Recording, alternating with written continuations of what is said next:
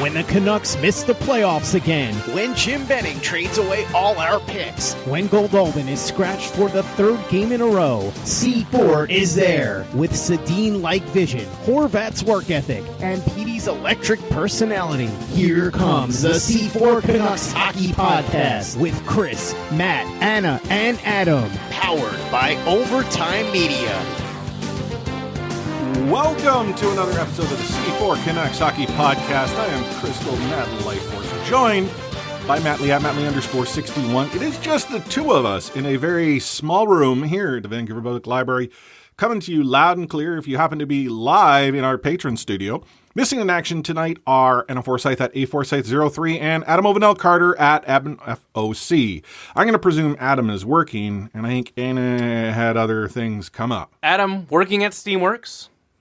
Come in for the happy hour specials. When are we going to do the live show there where like he can swing by the table? That would be pretty cool, actually. Right? Like in between, serving others, he could swing by, give us some wings, right? I mean, I would think he could do that. We are in it for the free food. Yeah. But it's been a while. I haven't seen you since you got back from Hawaii. Yes, I'm very tanned-er than usual. Yeah. See, I got the farmer's tan. Like, I still see the color, but, like, you look like you got, like, the full meal deal. I don't know about you. Do you get sunburn? Oh, yeah. I'm, like, pasty white. Do you peel after, like, a period of time when you get back? If it's really bad, I will, but not normal. See, I get, and this might be TMI, I get a little bit of heat rash, as it were. I don't know if you've ever had that before. Yeah, I do occasionally. Yeah, I get it pretty badly. I have the skin of a sensitive young baby, if you will. So, yes, I do come back with a little bit of a heat rash, and the missus always has to help take care of me with like some, what is the word? It's like this lotion that you use to sort of calm down the skin is where. Anyway, doesn't matter. How are you? Not bad. You came back from Seattle as well. Yeah, I was down there for a work trip, which was pretty cool. I flew in and flew out all in a matter of 24 hours. And a very quick off the rails, you did a very cool thing this weekend as well. Oh, yes, that's right. For those of you who have been following along on social media, I take part in a campaign called Extra Life. It's each and every year where it's a year-long fundraiser for Children's Miracle Network hospitals. So for those of you in the United States and Canada, essentially children's hospitals. But I focus all my efforts into their game day, which is a one-day event where they encourage you to stream your gameplay, whether it be computer games, board games, what have you, and try to make it 24 hours. I was not able to do a 24-hour stream. I'm an old man, and I got a little girl at home who doesn't understand I'm so disappointed. 25-year-old Chris would have been able to do this, no problem. I'd have been doing it. I'd have been pounding back the Red Bull. But I raised $579 Very US, cool. which translates to about $750 Canadian, Yep. which was my goal. And so I, again, for those of you who tuned in, I know Nexus was there. He was chatting with me in the morning. And I know others might have stopped on by. So thank you. If you are able to drop a donation, thank you as well. But get this. This is the actual campaign was DDoSed. So people out there brought down the site so that donations couldn't be made. Like, how low of a person do you have to be to go after, a children's hospital charity like that? Yeah. I know there's bad people out there, just whatever. Tremendous cause, and hats off to you for spending out the time and resources to make that happen, again, towards such a noble cause, Chris. In the meantime, have you watched the Canucks? Yeah, I've really Have been you planned the parade? When you have a team like that, is a parade enough? 6.5%, was it? Is that what the current odds are of the Stanley Cup? Well, and if you look at the round-by-round progression, the Stanley Cup favorite is the Vancouver Canucks. Like, what a time to be alive! I am. If there was a crow emote that you could play right now, I mean, I would be eating crow. That at this stage, this is actually part of the conversation. Yeah, I am so excited that you're back on the podcast, Chris. And I never thought I'd say that, but it is going to be interesting for the next hour and a bit just to have that discussion with you about like what really is the Vancouver Canucks' chances of making the postseason and maybe even a little bit further. I know we're skipping past all kinds of sane theories and stuff like that, but the Vancouver Canucks, of course, riding in the passenger seat, if you will, on the road back to the postseason. Great to talk about that coming up. We'll also talk a little bit about Quinn Hughes being on the mend. The Vancouver Canucks star defenseman sort of in the press box the last couple games with an ankle ailment. We'll talk about when's the best time to rush Quinn Hughes back into the lineup. All coming up next on the C4 podcast, CanucksHockeyBlog.com.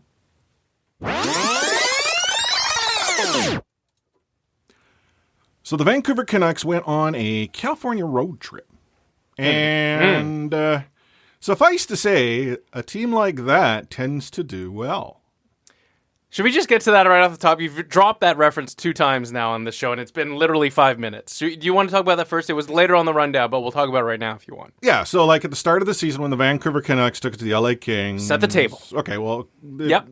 Drew Doughty, post-game. Canucks won 8-2 in that game. Yeah, I said took So I think the exact quote from Doughty at the time was, there's no way a team like that should be beating us 8-2, something to that effect. Something like that, team like that, that's right.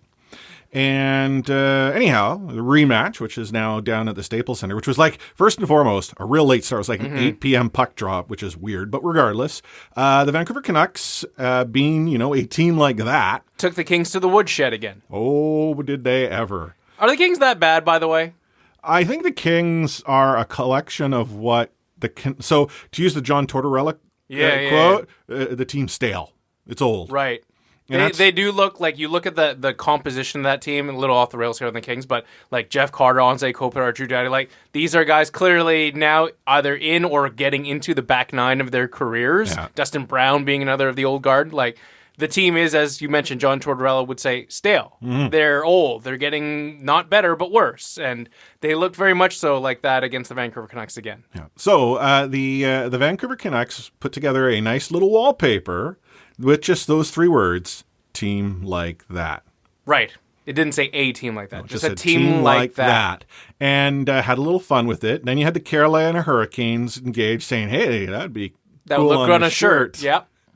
And guess what? You can now buy through the Van Base store 3 different versions of team like that. And just to add an exclamation point, I think reporters asked Bo Horvat after the game if the Canucks players had paid attention to what Drew Doughty had said after that initial 8-2 loss, and he had also said that they had said, oh yeah, we've definitely looked at that. And I thought that was kind of curious because you never see players like saying they read what is said about them or something in the media, and Bo Horvat was very blunt and clear as captain, kind of refreshing, by the way, that they said, oh yeah, we definitely paid attention to it. So overall, Chris, what do you think of the concept team like that? Is it new? Is it exciting? Or is it kind of a rehashing of the old Carolina Hurricanes bunch of jerks kind of? Well, okay, the bunch of jerks got the ball rolling here. And I think Vancouver is looking at, this as an opportunity from a marketing perspective. Mm-hmm. Good on them. Like I actually find it refreshing that the Vancouver Canucks are having fun with someone else, and on social media too. Like notice the account is really gotten very LA Kings in 2012. Well, and I mean, and that's sort of the direction they've been going over the last few seasons.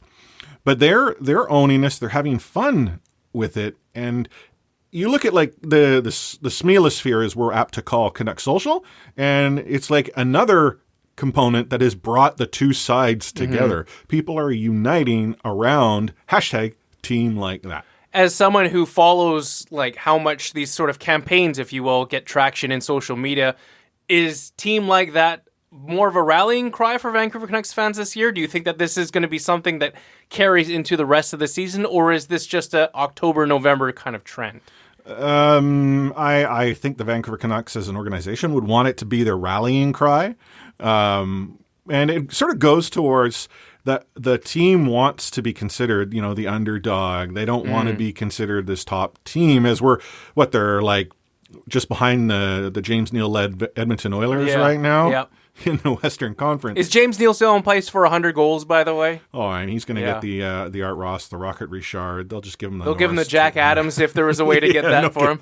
No, like off the rails here. Louis Eriksson, James Neal before the season started. Who says no? Exactly. Yeah. I mean, again, I think the Canucks say yes, but yeah, hindsight being 2020. Imagine James Neal on Horvat's line instead. Yeah, I mean, for me, I'm kind of I like to see a team like that. Like, we haven't really seen something like this take off since the Vote for Rory campaign back in the day. That took off like fire, if you remember that. It made Coach's Corner. And so, I mean, I think that this is going to be right up there by the end of the season. It's nice to see that this is a bit of a rallying cry, if you will. I hope it kind of carries into the rest of the season, because we saw, even from like a outside perspective, do you think Bunch of Jerks helped the Carolina Hurricanes? Like, did that help the team at all in terms of their performance? It helped the fans get behind the team a little bit.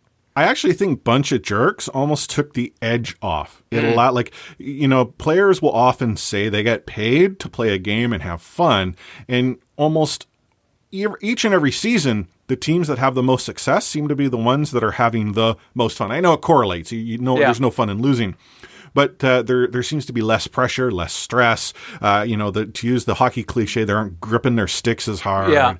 And if the Vancouver Canucks can rally around a team like that and make this a thing for the season... Pun intended, was that one? Exactly. Yeah. I do believe it will bode well. You know what would be equally awesome is if someone else were to drop some bulletin board material without fully understanding the consequence of saying team like that, because that's used... quote in, quote out when you want to go and trash talk the other team without actually trash talking the other team. We'll skip past the rest of the LA Kings game. We know the result. The Vancouver Canucks handing the Kings yet another L. Going into the Anaheim Ducks game later in that week, though, Chris, and we'll keep this one quite short. The Canucks probably deserved a better fate, ran into a bit of a brick wall with John Gibson. My question to you is, did you see the penalty that Jacob Markstrom ended up taking for delay of game in that third period? I did not, yeah, but I didn't need to based on the reaction of social media. I mean, essentially just to paint the picture for you. And of course, it's all really a moot point because the Canucks do end up tying the game, go to overtime, losing in overtime. This was previously, I think, at the time when the Canucks were tied. So they gave the Anaheim Ducks a chance to take the lead late in that game. Yeah, it was like five something left, I think. Yeah. So essentially, Jacob Markstrom comes about like 5 feet out of the crease, freezes the puck, but there's an Anaheim Ducks player like right there. And yet the referee right there by the goal line decides to give Jacob Markstrom the penalty. But it seemed very clearly that the rules state if the goalie is pressured or challenged by an opposition player, that it's okay. It's an allowable play. And yet he was given delay of game. And I just thought it was a very bizarre call. Probably one of the most bizarre calls I've seen in quite some time. Every so often, the NHL, Referees Association needs to dust off the rule book. They read it before the game, and hey, guys, I was reading this book, and it's interesting stuff in here. Did you know that this is a penalty? Just another day, though, the Canucks seem to be hard done by the refereeing. So, whatever it is, what can you do? Well, I mean, we say hard done by the refereeing, and then, we also see this weekend a goal. Mm-hmm. Where Jake Virtanen scores, but it wasn't really a goal. Okay, so we'll get to the Virtanen goal now. Okay. So my gripe with the Virtanen goal is that clearly the initial call was that it was a goal. And I guess at the time, was there really that much evidence that you could overturn the call? Oh, no, when you look at it, it wasn't conclusive either way. And the problem is we didn't actually know it was a goal on the ice at the time. Like, the referee apparently called it a goal after they, before they went to review. And because it wasn't conclusive one way or the other, the rule on the ice is what is upheld. It's a good goal. But, how many people saw that and were like, wait, you're calling that a goal? Yeah. Like, we're so accustomed to that being no goal, no conclusive evidence to show it went across the line. Although, like, when they did the enhance version, it was clearly there. But I mean, I tweeted out, I'm like, that's a goal? Yeah, okay. Yeah. I'll take it. And then there's a couple of people like, yeah, man, it was clearly over the line. I'm like, oh yeah, I bet it was. So was it a bit of a makeup call in your mind just from the Anaheim game before? I wouldn't necessarily... Do you think it works out like that, though? Sure. I mean, in the grand scheme of things, the world will continue to go round. The sun will continue to rise. There's a black cat on the field of the New York Giants game at the moment. This is the type of content you don't pay Sorry, us for. we have it in the background. And you have it on the background. You're like podcasting with your eye on a football game. But you know what? I pay attention. You have my undivided attention every time. If that was Florida, someone would kill that cat and then... Yeah, all right. Let's not get too much more off the rails than that. Moving on to the rest of the San Jose game. Like, is San Jose also that bad, by the way? Oh, they are in a world of hurt. I was listening to, I think was it on a radio or maybe it was TV? I can't remember which one of the broadcasts I was listening to, and they were talking about how San Jose expected to be much better. And I'm sort of sitting here wondering, really? Like, if I was a Sharks fan, I would have felt equally as concerned as I did about the Vancouver Canucks going into the season. The difference is you have the Sharks who are currently maybe not as old or stale as the Kings are, because they do have some future there, but you had the Vancouver Canucks who did have potential. Now the Sharks are in this weird spot where, DeBoer is their coach. I think he's the first one to get gassed. Oh yeah, the way they're playing right now, I don't see there's how no he way survives. a team like that should be on pace for a 50-point season, which is what the San Jose Sharks are. And you know what? I'm not saying Joe Pavelski was the heartbeat of the team, but I think he was like the engine of that team. And now that he's gone, it just seems like the Sharks have lost their identity a little bit. A quick question. You look at that California road trip the Canucks did. Anaheim Ducks, LA Kings, San Jose Sharks. Do any of those teams scare you if you're a Vancouver Canucks fan anymore? The Ducks kinda, but it wasn't I was scared. Which is funny because you would have thought they were the least scary of the three it's how like Vancouver seems to play in Anaheim, right? That was more the situation. But look, going to that road trip, I'm like, there's a possible 6 points there. And what did they do? They got 5 of them. It's not bad. Lost in that shuffle, Chris. Michael Furlan seemingly banged up in the concussion protocol. We talked about this at the beginning of the season, Chris. Michael Furlan does have a history of concussions. Yeah. How do you sort of assess where we go now for Michael Furlan? And let's put the Sven Baertschi history in the back of your mind, and acknowledging that everybody is different with regards to how they react to concussions. But if you're a Michael Furlan person, you know that this is not his first concussion. Where do you stand on the Vancouver Canucks in terms of handling him in the concussion protocol? Well, first and foremost, Michael Furlan does need the time he needs to get better. I mean, we talked about this with Baertschi last season. There is absolutely no reason that he needs to be rushed back. That said, and you look at his role within the team, and he was brought in to be on the top 2 lines and has really found his place on the bottom 2. He hasn't really fit within the makeup of the team that Travis Green is icing. So that affords you the opportunity to ensure that Furlan takes all the time that is required to get well. I am curious though how this all came to be. Like you look at, I presume, the fight. I assume that's where it stems from. Right. But there wasn't anything about that fight where you would have thought, it's a concussion. Yeah, right? And that's there was the speculation before that it was a hand thing with Michael Furlan. And that's where, for me, it starts to wonder, like, is this a player who is now, a bump away, from a career? And we thought that with Sven Baertschi as well. Right. So I would hope, and I think that he will get all the time and attention he needs. I find it interesting whether they flew him home right away. Like, I don't know how concussion protocol works, but I would have thought that getting onto a plane wouldn't have been ideal. Yeah, I mean, like, let's go back the to Thatcher Demko situation. That was the first thing that came to mind, where that allegedly prolonged his injury.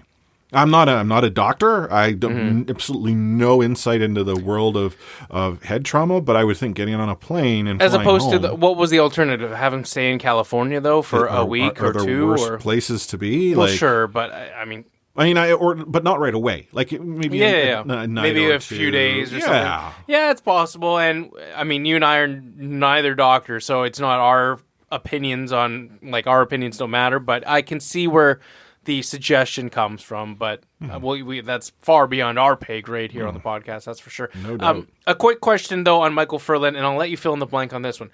Michael Furlan's injury, though a big loss for Furlan, does open the door for who? Louis Eriksson. And I'm going to go Adam Gaudette. Well, so Adam Gaudette deserves to be on this lineup. Yeah, there's just he's playing out of position right now, and he's getting Sven Baertschi being another sort of nominee for that. Yeah, who had a hell of a time trying to get up to the Vancouver. I look at what Travis Green writes down on his lineup card though, and I think Louis Eriksson is the candidate that finds his way in. And whether it's right or it's wrong, is moot. It just seems to be what's happening. And I think, judging by the fact that Berardi and Gaudette were the ones who have spent time in Utica and Louis Eriksson has been with this team since day one of the season, it does make sense that Louis Eriksson would be the one to get first crack.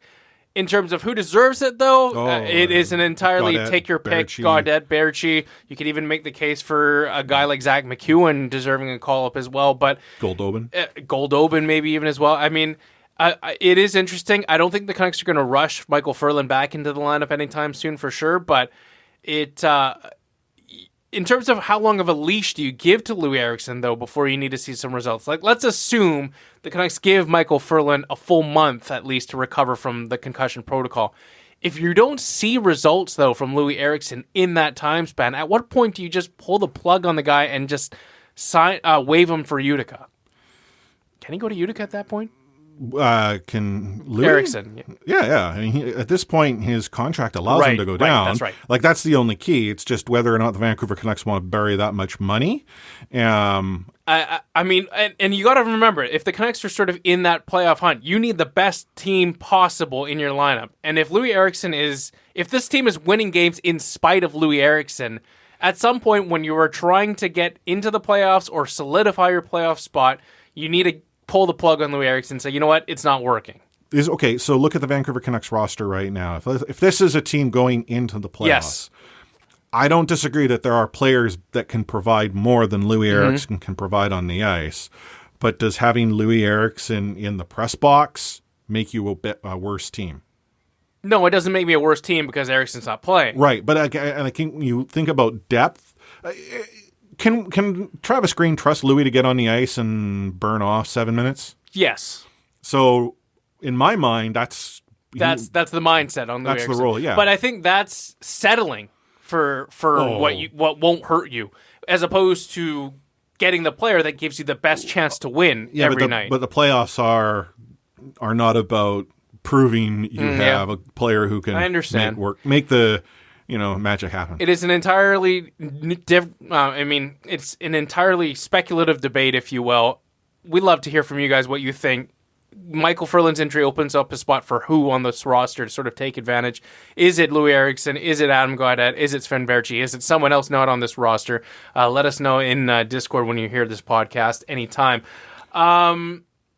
Very quickly, Chris, the Vancouver Canucks coming back home for the beginning of their decades night, if you will, right? Yes. It's the 70s night for tomorrow night against the St. Louis Blues, or tonight, depending on when you're hearing this podcast. Let me tell you something. Are you checking for seats on the Vivid Seats app? That's ultimately where I'm going. Well, let me tell you this. If you use the Vivid Seats app, you can find seats by price, by row, anything you need when you're looking for tickets to that big Canucks game. That includes possibly hanging out with the Larscheiders, by the way, in Section 300 area. And also, Chris, I can tell you this. When it's time to buy, new users entering the promo code OVERTIME at the checkout, they will receive a discount of up to $100. Sorry, I can get up to $100 off? Yes, by using the promo code OVERTIME. So check it out, Vivid Seats app, anytime you are looking for your next big Canucks outing. Take a bit of a break. When we come back, half full, half empty, right here on the C4 podcast. Is this Canucks team for real? We talked about it last week with Anna. Going to talk about it with Chris Golden next on the C4 podcast, CanucksHockeyBlog.com. Take hitting out of the game. You can't hit anymore, so don't do it. The unsportsmanlike conduct, I want to get an explanation on it. No kidding. Because how do you get suspended for unsportsmanlike conduct? Plus interference. There's no interference there. He had the puck. Now, Madison never ever did that before. Now, why did he do it? And that because he was mad. Well, your early favorite for the Calder Trophy, that's for sure. Elias Pettersson, you might even say your early favorite for the Hart Trophy. Just to get back to your question, Elias is going to play plenty. He didn't play. He's going to get a lot of power play time. And, yeah, I'm concerned about our offense. We lost 200-point players, and we've got to find a way to score.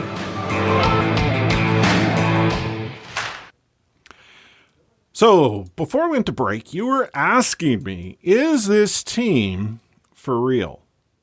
And I will be the first to concede that if you had asked me this same question a month and a half, 2 months ago, my answer would have been... You would have laughed us out of the room. Oh, yeah. I mean, I felt the team had potential, but not the amount of potential that we're seeing so far. And if I were to give you an example of a game where I felt the Vancouver Canucks are not, that top playoff caliber tier, was the game that we saw against the Washington Capitals, which included a epic collapse. Where but they also, couldn't stop scoring, but also couldn't get the puck out of their net either? Exactly. Yeah. I mean, and you look at the Capitals. The Capitals were playing that game as if they were almost like, holding the Vancouver Canucks on a leash, like, okay, we'll give you a head start, give you a head start, and then on your left, and, ran by.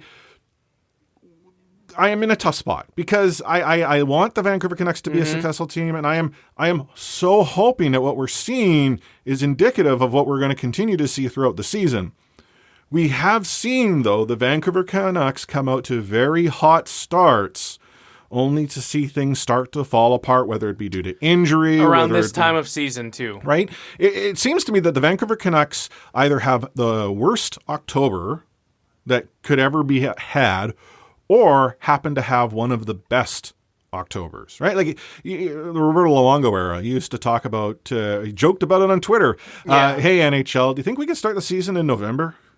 Right? Like that was the bad Vancouver Canucks. And those are some really good teams. Now we have, I think, a very good team, a collection of pieces that are starting to come together and they're exciting to watch. But then we also saw in the Tortorella era, the Vancouver Canucks came out of that gate hot.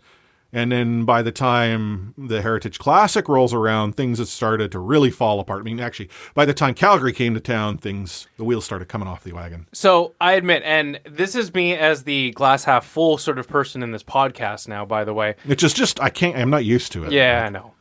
You'll get used to it. Admittedly, when Quinn Hughes got hurt in that Anaheim game, I thought to myself, well, this is it. This is where the injuries start. I even mentioned it on last week's show that when the injuries start, that's where we're going to see the true testament of whether or not this team actually has the fortitude to make the postseason. But when Quinn Hughes got hurt and left that game and didn't return, I'm like, yeah, this isn't good. Well, you look at what Hughes has done to the power play. For sure, and he has changed the entire dynamic of how this blue line looks.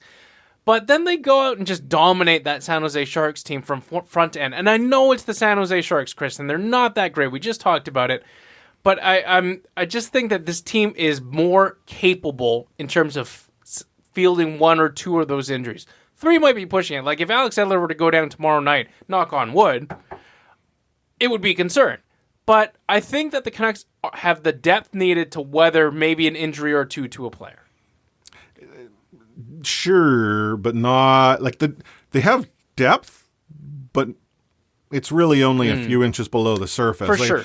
You mentioned Alex Edler, little off the rails. You saw the result. He didn't look good. No, and I mean, thankfully, nothing came out of that. But you're right. If Alex Edler goes down, the Vancouver Canucks blue line is in a real bad spot. If Chris Tanev gets hurt, it's in a real bad spot. And Alex Edler and Chris Tanev aren't the healthiest individuals. They're also the oldest on the blue line. Wouldn't you also say, though, that kind of logic applies to most teams and they're like number 1 and their number 3 defensemen? Oh, I don't discount that, but for those teams, like the Vancouver Canucks top 6 are, your 1 through 6. Yeah. They've got a spare part or two that could fill in a pinch, but then absolutely nothing.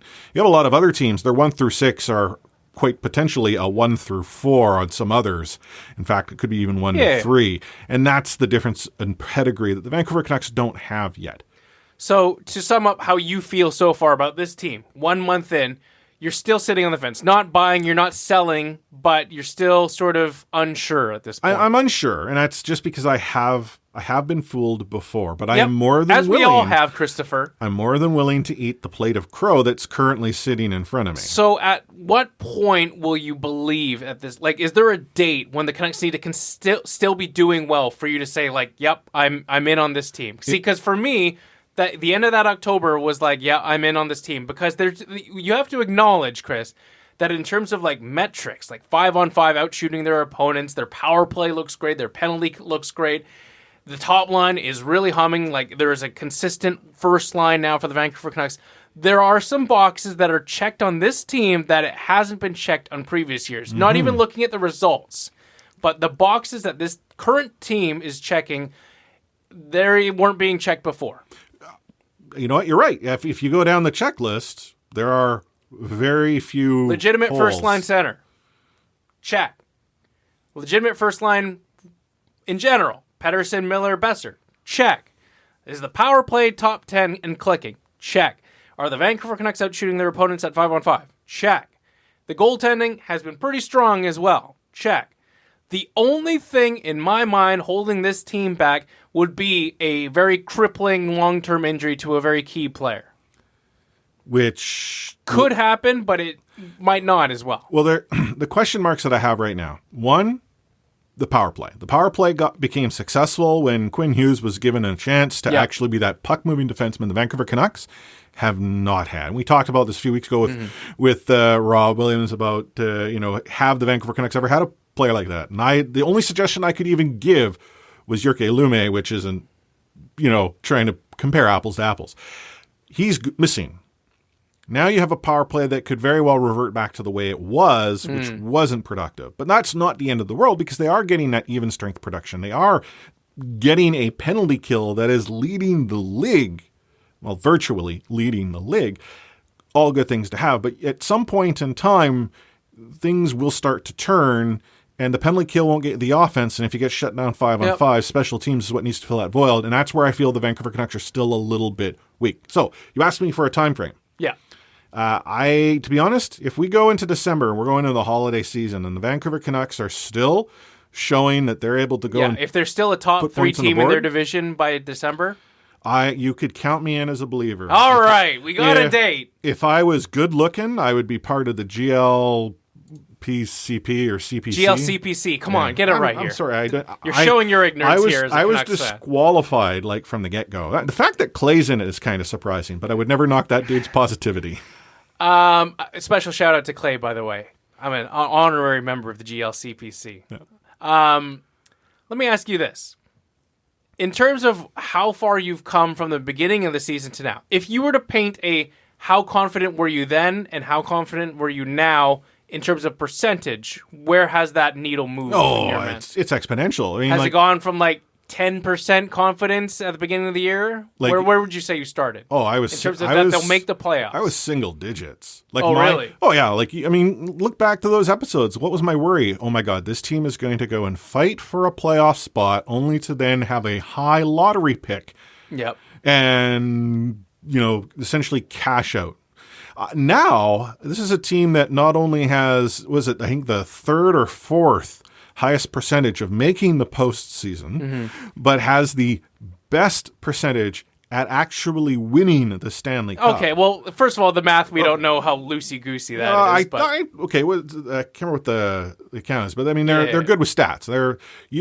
CHB does not count to 3. I've seen varying stat charts and graphs and projections. Well, but the Vancouver Canucks are up there. Yeah. I mean, and it's also based on, a number of factors. Strength of schedule, the teams that they have to play with in their division, all that just blah, blah, blah, blah. So you were in single digits at the start of the season. Where are you now? I'm probably about 25, 30%. I am trending in the direction of, wow, this team might be legit. I'm genuinely curious. How many of those who were like me, are looking back and how did we get this so wrong? I'll be honest. I think there's a lot of things going well for the Vancouver Canucks. Things that I would have not said would all happen in their favor. Could we have seen that Pettersson was going to continue his play? Oh yeah, we could have totally done that. Could we see that Besser was going to continue? Sure. But what we were talking about, Besser and Pettersson were never the problem. It was everything else, all these other pieces. Oh, Quinn Hughes might turn out to be that stud we didn't know we needed or didn't know we had so quickly. I mean, it's just all these things. Goaltending. We were talking about this last season where I had even floated the idea, do the Vancouver Canucks sell high on Markstrom? Now, I can't see the Vancouver Canucks selling Markstrom at this point. If this is a team that's going to go into the postseason, they got to have Markstrom. And then that begs the question, you're going to re-up, right? Because you don't want him to go for nothing. Yeah. One last question before we take a break here, Chris. Quick question. And I know you're a lover of exciting hockey.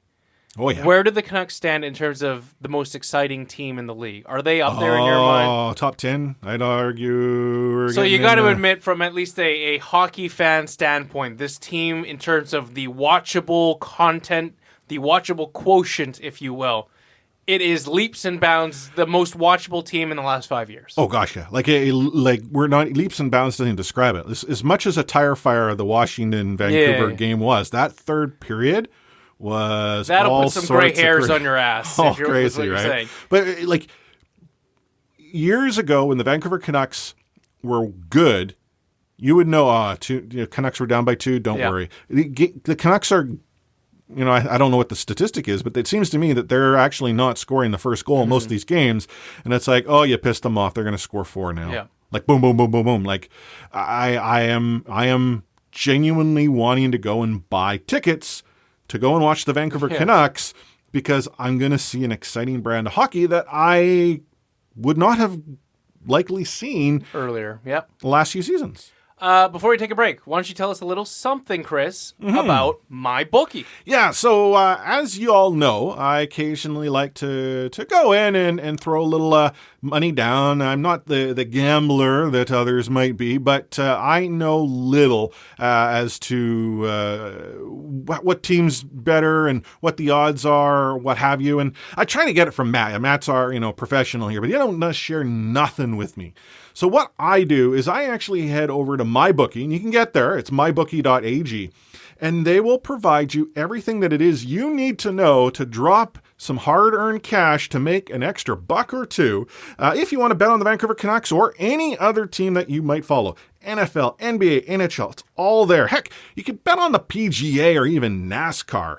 I imagine there's probably odds at whether or not a car will mistakenly turn right as opposed to left, but I digress. Now, in addition to the traditional spreads and totals, there's quarters, halves, periods, there's player props, yards, goals, you name it, they got it.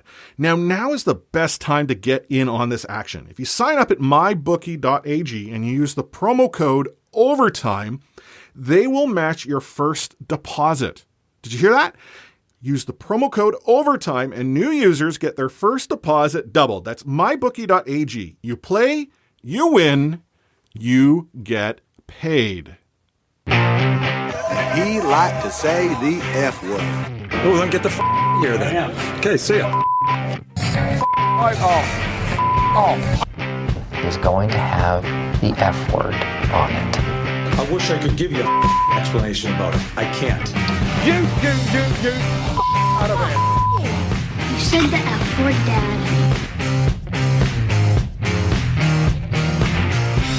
You called me the F word. So we talked about it a little bit in the last segment, Chris. Quinn Hughes on the shelf, if you will. Looks like he could get back into the lineup as early as tonight against the St. Louis Blues. But if you're a betting man and if you're Travis Green, do you rush him back into your lineup? Oh, hell no.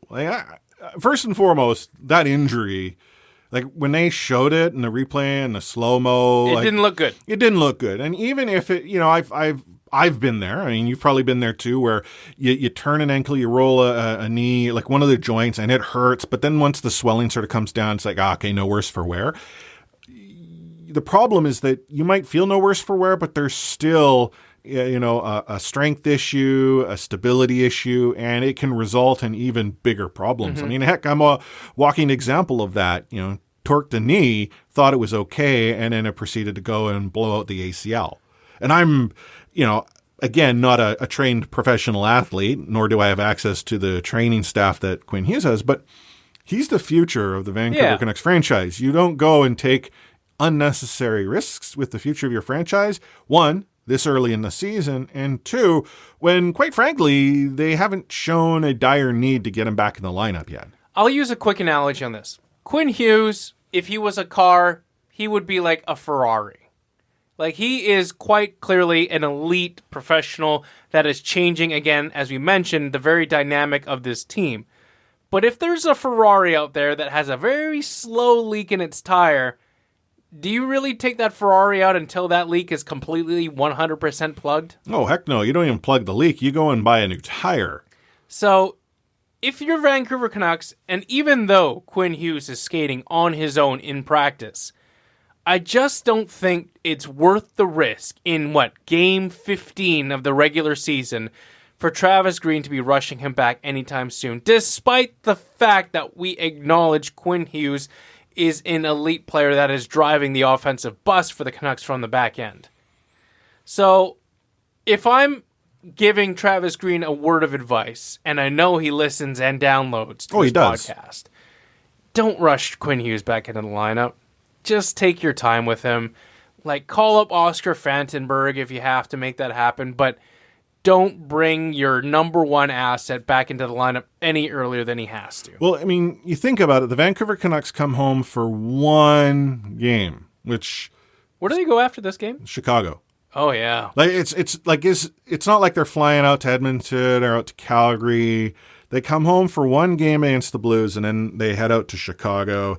After that, they're up to Winnipeg. Then they're back here in Vancouver for... Is that on a Saturday? It's a Sunday afternoon.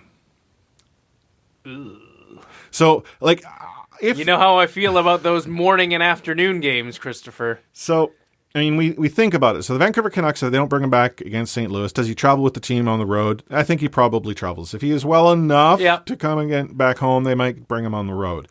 If he plays on the road, it would be in Chicago. I don't think they would keep him out of that game and then dress him for Winnipeg. But then if he doesn't, let's say he doesn't play on the road, I don't think you dress him against the Devils for a 1 in the afternoon. I was gonna say if it wasn't an afternoon game on Sunday, that would be what I'm targeting. Yeah, if it wasn't an afternoon, and it's the Quinn Hughes versus Jack Hughes reunion tour, part 2. Yeah, I don't know. I think it might be a bit of overkill, but I would bring him back for that game if that's what it took. Like, rest him more than he needs to, and have him ready to go for the Sunday game against Jack Hughes and the Devils. A little off the rails. 1 p.m. Pacific on a Sunday. In Vancouver? In Vancouver. So Bizarre. First and foremost, in Vancouver, weird. But what else happens at 1 in the afternoon Pacific on a Sunday? Oh, man, the Seahawks game. Oh, wait, no, they're playing on Monday night. Oh, okay. Well, it's Monday Night Football that night. But from a NFL standpoint... Yeah, the NFL owns the day, and yet you have the Vancouver Canucks playing at 1 o'clock. Like, I was just saying, I'm going to have to, have a strategic TV setup going. How many fans in Jersey are actually going to be watching the hockey game first? How many fans in Jersey watch the game anyway? True. Have you seen the New York Giants lately?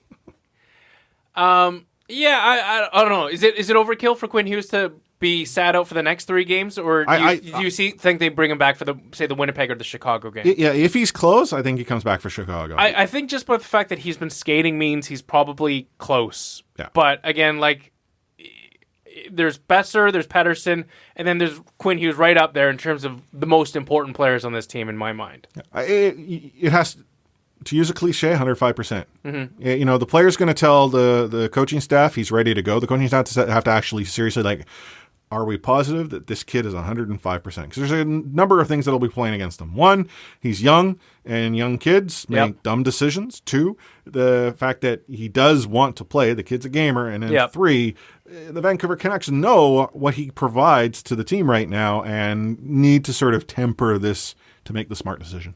A little bit more bits and bobs here as we get ready to wrap things up on the podcast, Chris. Elias Pettersson, named first star of the month in October. Wow. I'm starting to think he's good at hockey.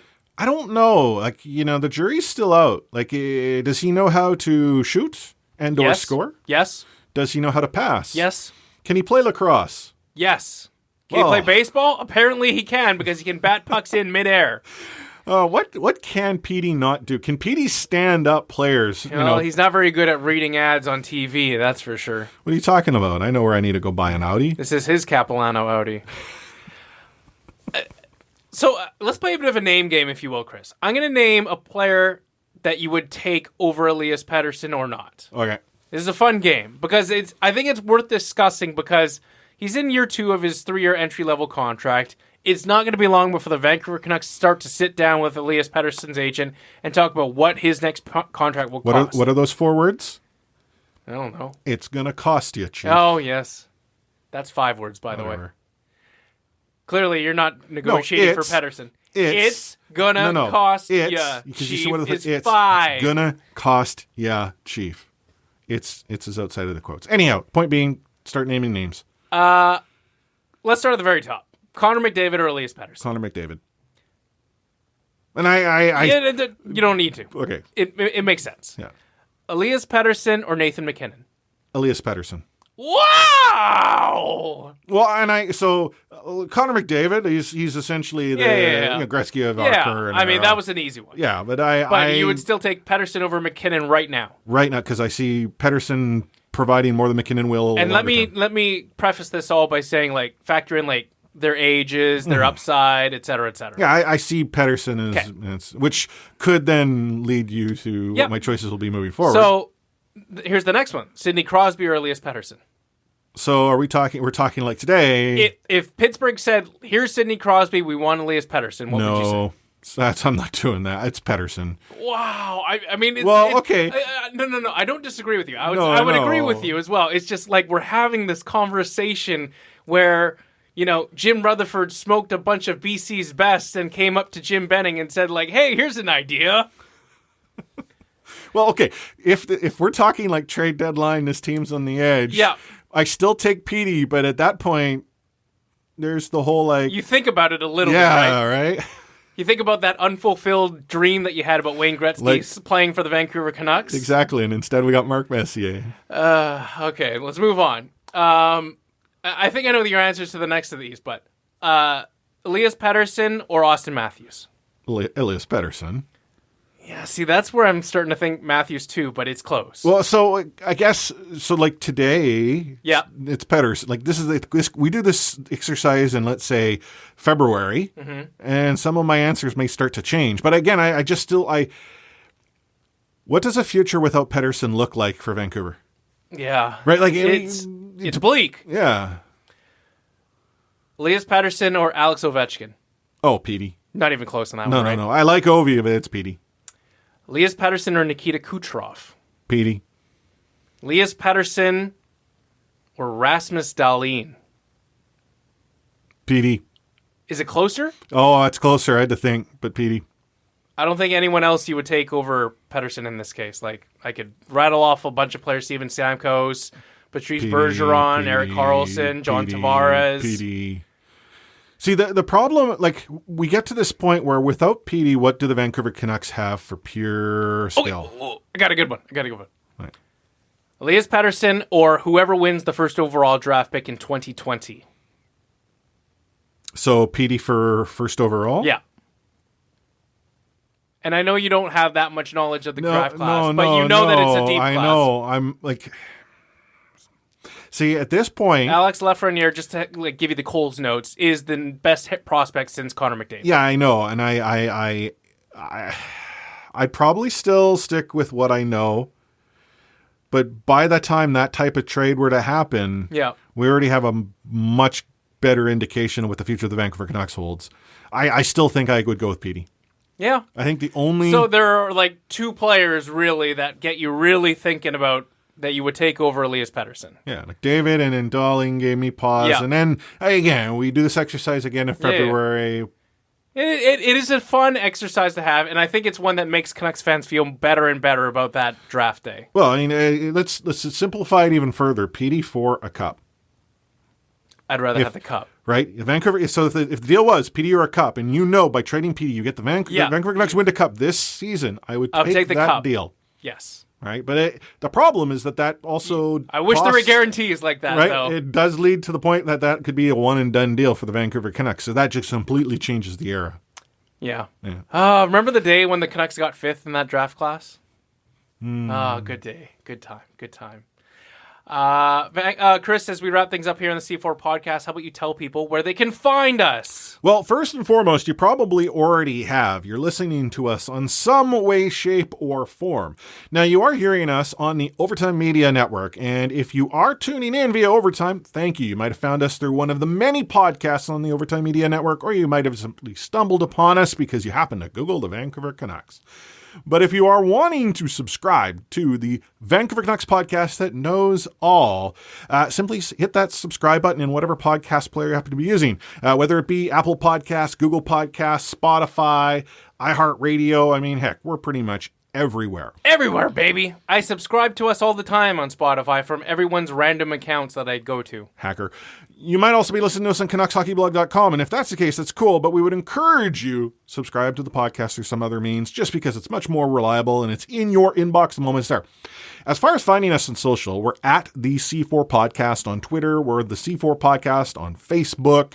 Apparently, I shouldn't set up a C4 account on TikTok, because they're in all sorts of trouble.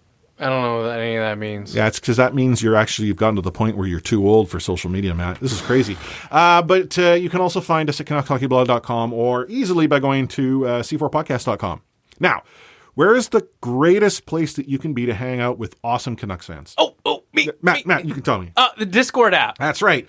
Download Discord and come and join our Discord server. Gate 16 is where all the greatest conversations take place. You can learn more about what's going on in the Vancouver Canucks. We got, Scoops in there. Nexus, he breaks news. It's where we make fun of Clay. That's right. Clay, you can join anytime. Bearded Canuck, who drops his shameless references to his own podcast because he is shameless. Was that you who edited his name? I will neither confirm nor deny that I changed names and can be bought for a pretty penny. But we also have game chats. There's all sorts of good fun. To get to our Discord, just go to bit.ly/C4Discord, all caps. So bit.ly/C4Discord, all caps. If you don't want to download an app on your phone, the greatest thing about Discord, you can actually just use it in your browser. That's how I keep up on top of things when I'm out and about. And most importantly, if you happen to be one of our many patrons, you can tune in to these podcast episodes live. You don't have to wait until you have to get the podcast downloaded. Who wants to wait? You tune in live, and you get not only what we talk about right now, you get the behind-the-scenes chatter. Like that's sneak peek. That's behind the the curtain, if you will. To join our Patreon, chances are, by the way, you're part of the conversation as we record live if you're in the patron chat. Yeah, that's right. It's just go to patreon.com, C4 Podcast. There's a variety of different levels that you can use to support us, and each and every dollar that you provide us helps us do what we do and continue to find ways to do what we do even better. So, I normally would throw it to Anna for some final words of wisdom, but Anna's not here. I do want to give a shout out though to whomever it was that shared the picture of them listening to the C4 podcast on Machu Picchu. Like the C4 podcast. I need to check this out. Did you retweet it from the C4 account? If you go to the C4 account, I'm going to check this out. I need to check this out. That's right. We have listeners listening to our podcast in Machu Picchu on vacation. And I actually need a call to action. If you're listening to our podcast right now, whether it's in Machu Picchu, whether it's out in Chilliwack, whether it happens to be down in the United States, wherever it is, take a picture of it and send it to us at DC4 Podcast, because we want to see where you listen to this great Are we content. still big in Angola? Oh, we're top in Angola. We've fallen a little bit in Moldova, but we're still nailing that Angola hockey market. That Angola market booming. Oh yeah, I mean no one is even close to us in Angola. I just saw the picture that was tweeted out from Machu Picchu. That's pretty epic. Yeah, it is, right? It's awesome. Heck, I didn't even do that when I was listening to the C4 podcast on my cruise. I was in Hawaii, and I couldn't. You were all dead to me for about a week. Oh, thanks. I thought about you guys every minute that I was all right, now you're just lying through your teeth. Yeah, this is an epic picture, by the way. I'm truly jealous of the listener that was listening to us from Machu Picchu, but that is some kind of insane. So, but again, call to action. Take a selfie, take a picture, take a screen capture of wherever it is that you happen to be listening to the C4 podcast, Machu Picchu, Chilliwack, Edmonton, down in the United States, down under. Wherever it is, send it to us. We want to share the love. But Matt, any final words of wisdom you want to share with our thousands and thousands of C4 listeners? Don't rush Quinn Hughes back. This team's making the postseason. Hot damn. I'm just not used to this positivity. This room feels a little weird right now. Drinking some of that Kool-Aid from the Dad Lee. Is he on the bandwagon? Oh, he's fully on the bandwagon. I mean, when your neighbor is Bo Horvat, you are on the bandwagon no matter what. Yeah, but TDL on the bandwagon. Here first. As for me, it's good to go retro. You and I back, doing it together here. It's not kicking often. it old school. Yeah, high fives. Yeah, here we go. Yep. There you go. It'll be us again maybe next week, or Anna, who knows, Adam. Remembrance Day? Oh, it won't be us next week. See, total smart, reading my mind. That's the kind of chemistry that we've been displaying for years. Yes, so as is our normal process, come a holiday, a statutory holiday, there isn't an episode. And that is right. Remembrance Day, November 11th, is next Monday. Mondays are normally our recording day. We are going to take that week off. I would encourage all of you C4 listeners, if you have the opportunity to do so, is to pay some respect to those in service and veterans, as well as those who fell in service, keeping our countries and our ways of life free for us to record podcasts for you to listen into. And again, November 11th up here in Canada, Remembrance Day is very special. So please take a moment to have the veterans in your thoughts. For those of you who are not in Canada, but do have an ability to honor those respectfully, please take a moment. It's very important to us here at the C4 Podcast, but also, to many of our listeners. I'm sure it is. So you will hear us again in 2 weeks' time. So on behalf of Matt Lee at @Mattlee_61, myself, Chris Golden at Lightforce, the Missing in Action, Anna Forsyth at A4Say03, and Adam Ovanel Carter at AdamFOC, we're going to sign this podcast off with those magical 2 words. We're out.